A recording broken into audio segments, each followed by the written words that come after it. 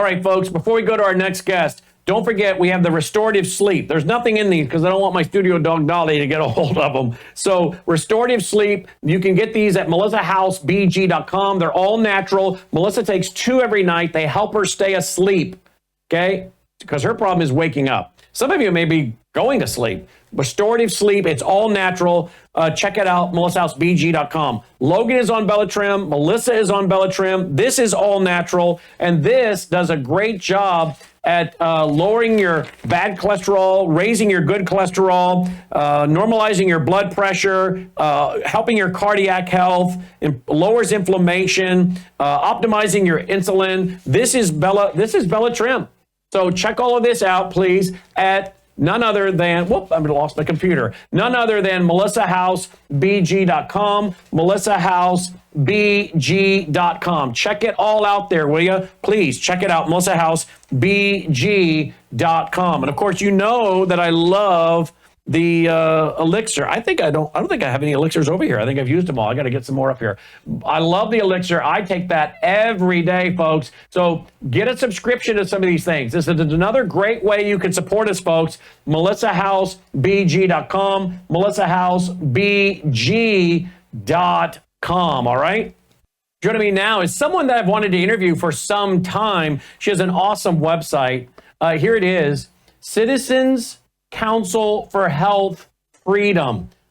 There's so much we can talk about. We'll have to get her back. But I want to talk about the real ID. How many of you right now are struggling because you've got to get together your birth certificate, your social security card, maybe 3 or 4 pieces of mail with your home address on it, and get down to some government building and get the new real ID, the national ID card? Well, here's the problem for some people. They don't get mail at their house. They have to go to a P.O. box. What do you do in that case? I mean, the government never makes it easy on you, do they? Well, a lot of this, of course, is about, I think, tracking you and maybe getting ready for a global ID. Let's see what our guest thinks. Twyla Brace joins us tonight. Twyla, thank you for being with us. Oh, it's great to be here. Thanks so much. Let's talk about this real ID. You've got a great article over on your website, cchfreedom.org. We'll put that up on the screen there, cchfreedom.org. Tell us the history of this national ID, will you? Yeah, so the history started in 2005 when in the middle of the night they passed the Real ID Act. And on the floor of the U.S. Senate, Tennessee Senator Lamar Alexander said, this is a national identification card. We haven't talked to the American people about this. I'm uncomfortable with the idea of having a national ID, but of course they went ahead and did it anyway. So that passed in 2005. In 2008, the Department of Homeland Security put out their very first rule, telling states to conform with the federal Real ID law. And that's when state legislators figured out that this very thing had happened. And so most of them said no. 25 states passed a law to prohibit conforming with the Real ID, and another 12 states passed resolutions opposing it. So essentially, it didn't go anywhere until President Obama in 2016 said you can't fly without the Real ID. And this was, of course, the Obama administration's attempt to try to move this thing forward, this national identification system. It's always been a lie, the you can't fly lie, and it's been used to coerce people into having this national ID in their pocket and in their wallet.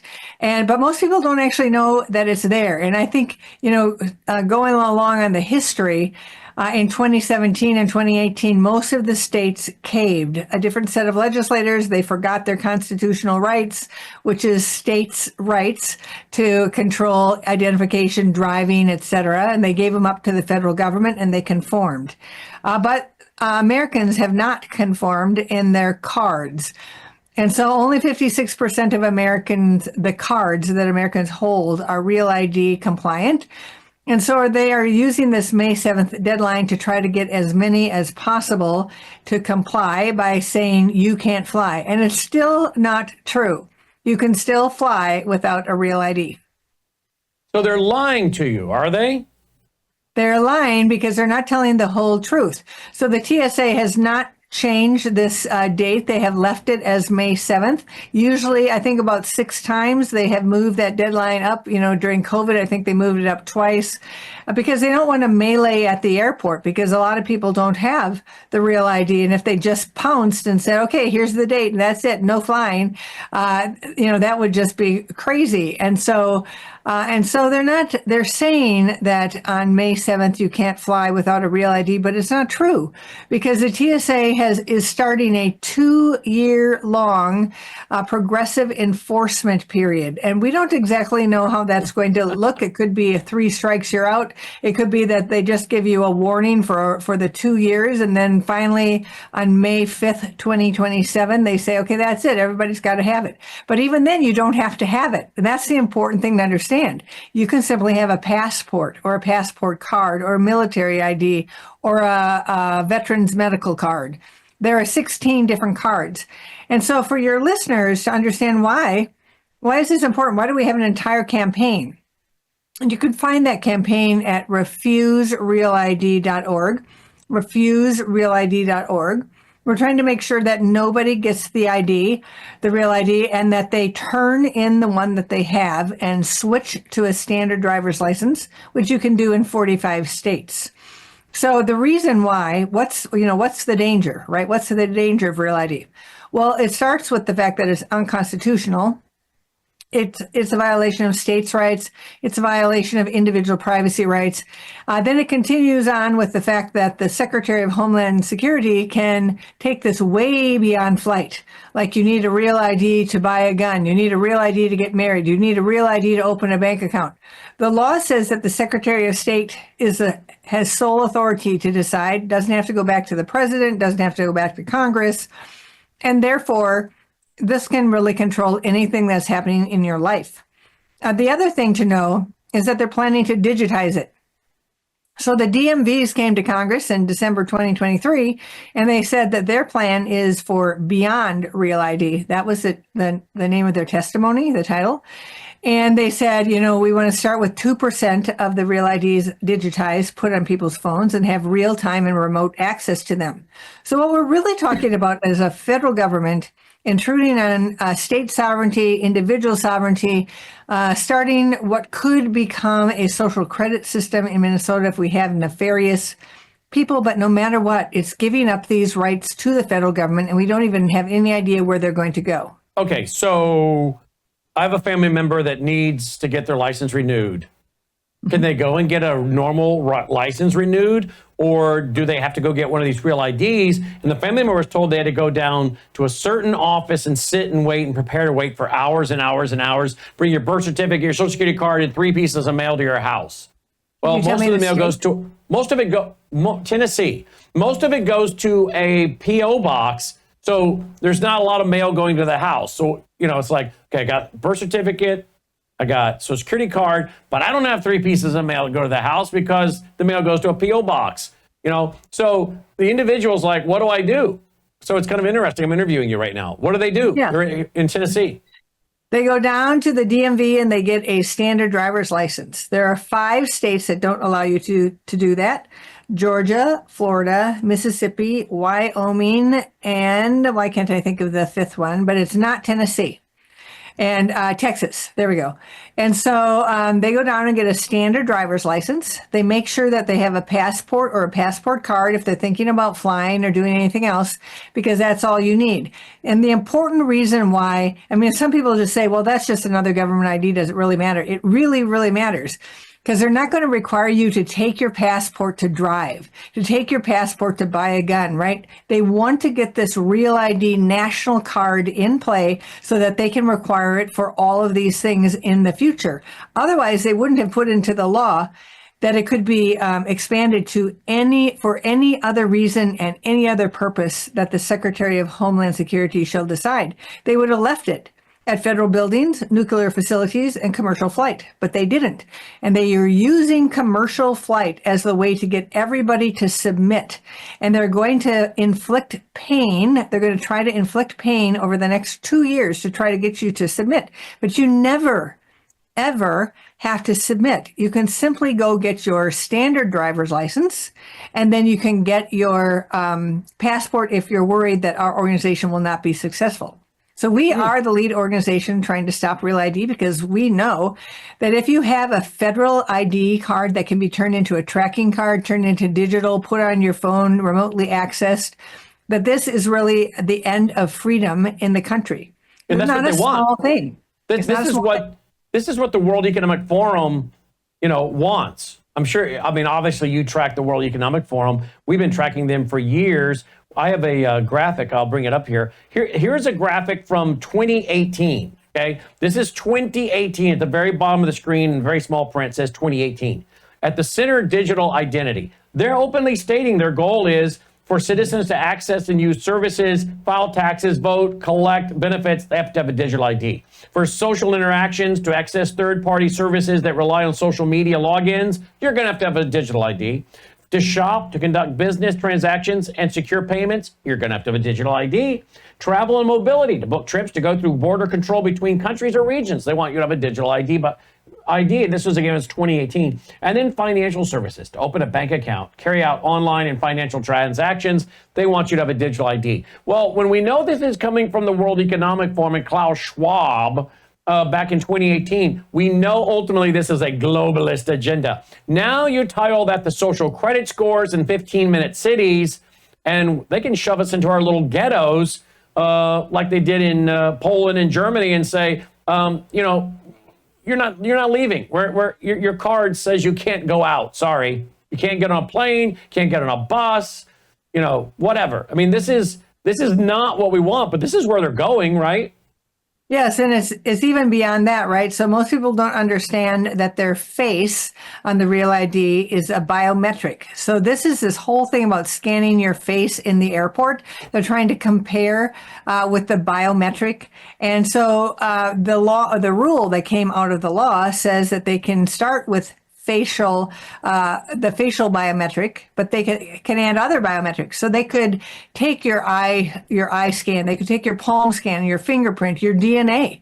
And so this is like using your body against you, using your body to control what you can and cannot do. And I think it's really important to understand, if they have remote access to your identification credential, it means that they control your life. They can shut it off at any time.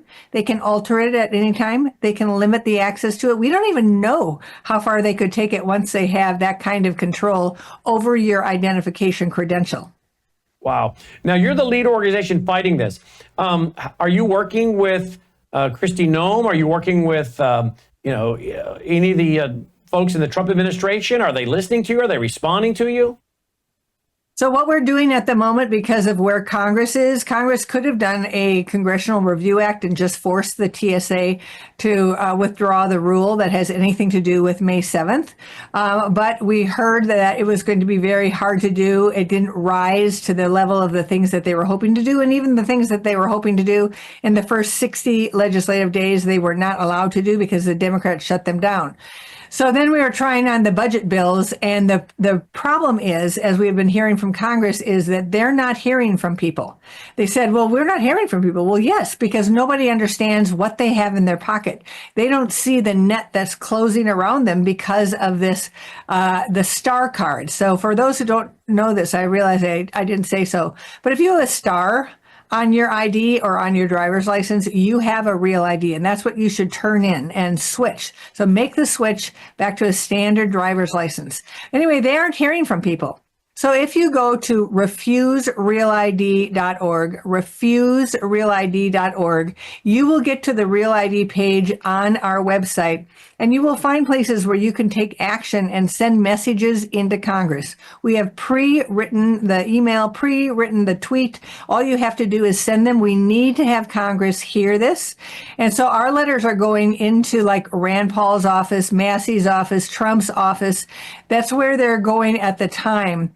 If we get to a certain point in time here, there's a whole nother strategy. We're building an entire campaign, thinking that this is probably going to be, at least or up to 2 years. Hopefully it will be shorter than that.